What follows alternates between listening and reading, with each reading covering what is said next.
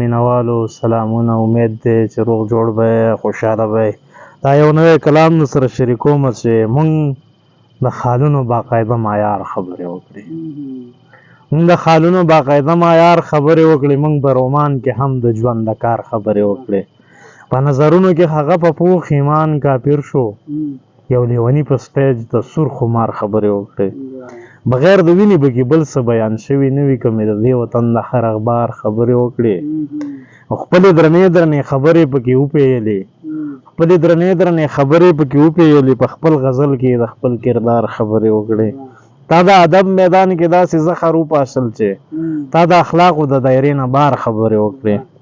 د مخابط د حادثې د مایوسۍ ښکار نه شوې، تا په صحیح مانو د ادب د لار خبرې وکړي.